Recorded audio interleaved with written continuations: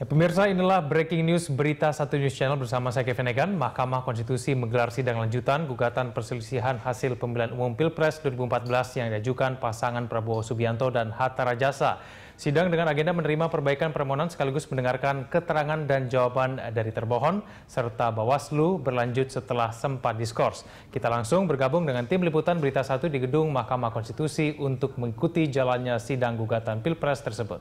Musyawarah Ketua dan anggota Bawaslu, maka kasus yang dilaporkan oleh Ahmad Suhaili dengan nomor laporan 66-LP-Pilpres-7-2014 diduga kuat merupakan pelanggaran kode etik penyelenggara pemilu untuk selanjutnya diteruskan kepada Dewan Kehormatan Penyelenggara Pemilu. Demikian atas perhatiannya diucapkan terima kasih. Tanggal 5 Agustus 2014 atas nama Ketua Pengawas Pemilihan Umum Anggota Insinyur Nelson Simanjuntak SH.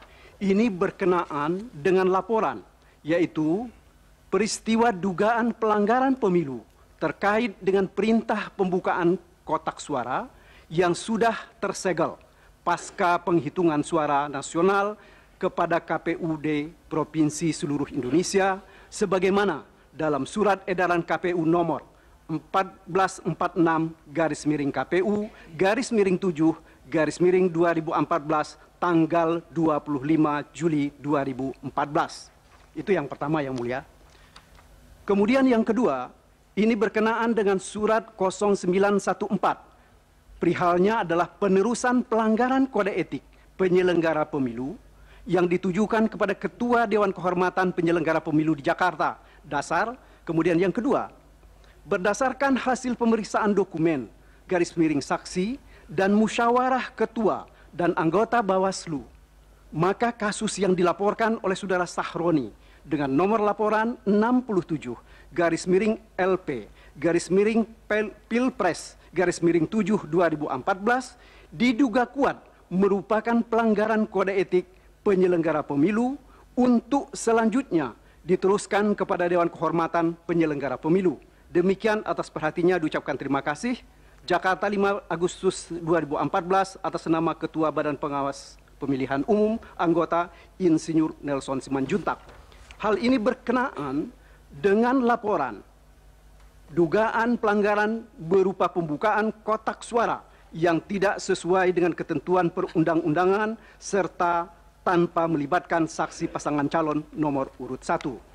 Majelis Hakim yang mulia, mudah-mudahan apa yang disampaikan oleh yang terhormat Saudara Nasrullah sebagai anggota, sebagai komisioner Bawaslu yang tadi kita dengar bersama-sama bahwa beliau bisa memahami sikap dari KPU, ya, dalam arti bahwa sikap KPU yang dipahami itu adalah ini merupakan tindakan sebagai pelanggaran kode etik. Dan tentu sekali lagi kami mohon dengan hormat sebelum Yang Mulia Majelis Hakim mempertimbangkan mengenai keberatan-keberatan yang sudah kami sampaikan sebagaimana tadi sudah kami bacakan surat kami, agar mempertimbangkan juga kedua surat yang disampaikan oleh komisioner Bawaslu kepada Ketua Dewan Kehormatan Penyelesaian Pemilu ini. Demikian Yang Mulia. Terima kasih atas perhatiannya dan sekarang surat ini akan kami serahkan. Baik, jadi tidak perlu untuk saling direspons, itu hanya informasi dan karena itu mengenai kode etik, jadi biarkan proses kode etik yang berjalan. Ya. Kami ingin membacakan dulu ketetapan Mahkamah mengenai surat dari termohon pembukaan kotak suara ya, sebelum melanjutkan pemeriksaan saksi. Ketetapan nomor 1/PHPU Pres 12/2014 demi keadilan berdasarkan ketuhanan yang Maha Esa, Mahkamah Konstitusi Republik Indonesia menimbang A. dianggap dibacakan, B. juga dianggap dibacakan, C.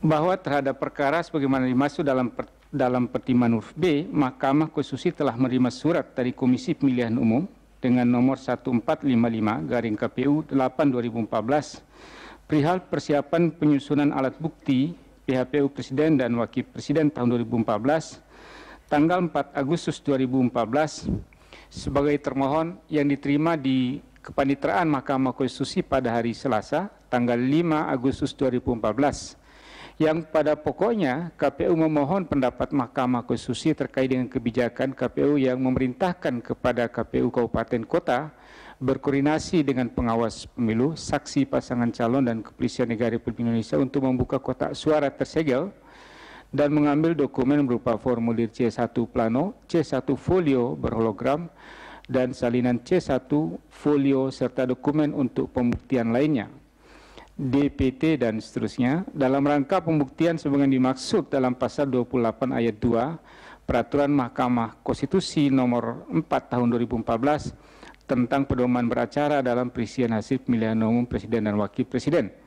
D. Mahkamah telah mengirim surat kepada pemohon dan pihak terkait nomor 48/PAN MK 68 garing PAN titik MK garing 08 garing 2014 bertanggal 7 Agustus 2014 yang isi meminta kepada pemohon dan pihak terkait agar memberikan tanggapan secara lisan dan atau tertulis terhadap isi surat dimaksud. Terhadap hal tersebut, pemohon dan pihak terkait masing-masing telah menyampaikan tanggapannya dalam sidang pleno Mahkamah pada hari Jumat tanggal 8 Agustus 2014. E. Bahwa terhadap surat termohon sebagaimana dimaksud pada huruf C, rapat pleno permusuhan hakim pada hari Jumat tanggal 8 Agustus 2014, Mahkamah menetapkan dua hal sebagaimana akan disebutkan dalam amar ketetapan ini.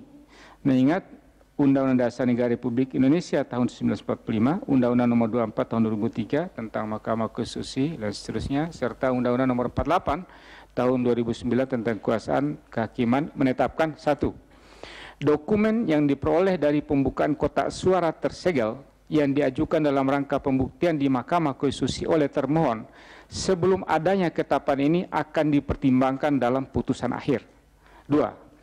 Mengizinkan termohon untuk mengambil dokumen dari kotak suara yang tersegel untuk dipergunakan sebagai alat bukti dalam sidang Mahkamah Konstitusi dengan ketentuan bahwa pembukaan kotak suara harus dilakukan dengan mengundang saksi dari kedua pasangan calon untuk menyaksikan, mengundang pengawas pemilu, Bawaslu atau Panwaslu tingkatan untuk menyaksikan, membuat berita acara pembukaan kotak suara dengan memuat keterangan dokumen apa saja yang diambil, meminta pengamanan di Kepolisian Negara Republik Indonesia. Maaf ada koreksi sedikit.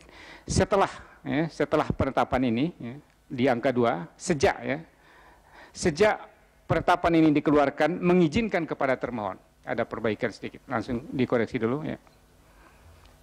Sejak ketetapan ini dikeluarkan. Ya,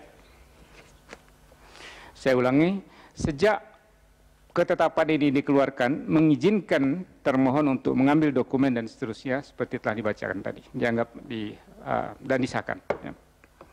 Demikian diputuskan dalam RPH oleh 9 Hakim Konstitusi pada hari Jumat tanggal 8 Agustus 2013 ya, dan 2014, ini salah lagi, dikoreksi.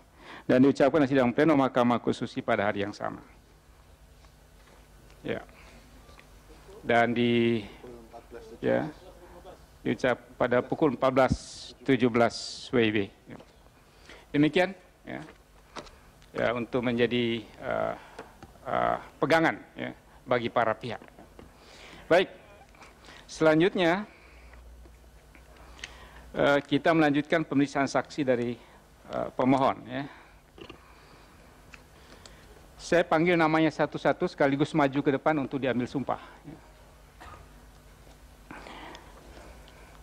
Muhammad Saleh, saksi dari Provinsi Jawa Timur ya, maju ke depan.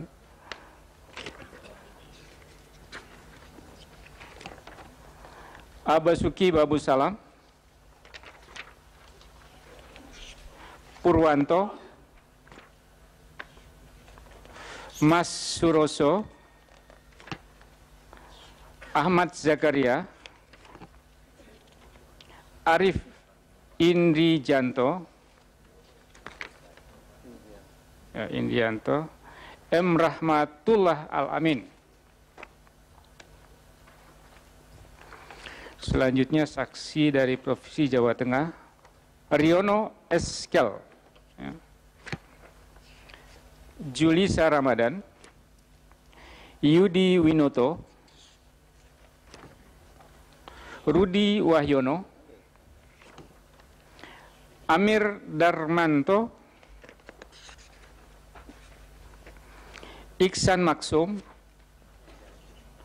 Ahmad Gufron, Bendot Widoyo. Selanjutnya dari Provinsi DKI Jakarta, Abdul Karim. Maju ke depan. Lisa Nurmaesaroh, Slamet, Hendra Cipto, Hamid Murrogi, Anwar Setiawan. Ini berapa saksinya?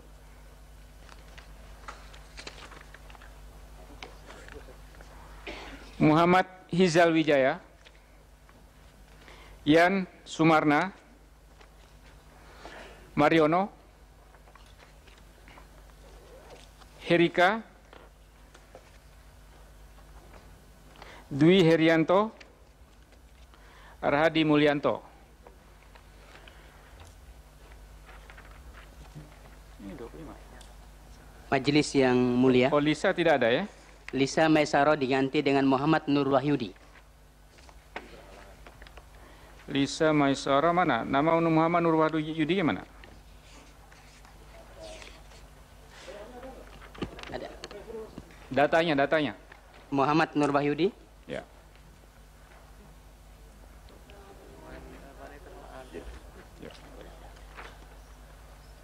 Ya.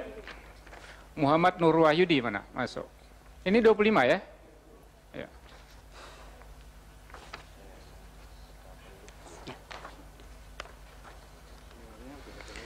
Apakah semua beragama Islam?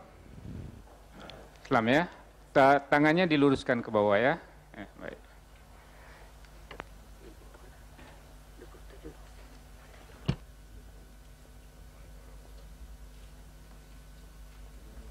Silakan mengikuti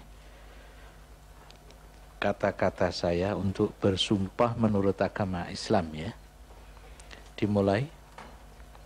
Bismillahirrahmanirrahim. Demi Allah saya bersumpah sebagai saksi akan memberikan keterangan yang sebenarnya, tidak lain dari yang sebenarnya. Cukup. Silakan kembali ke tempat kursinya masing-masing.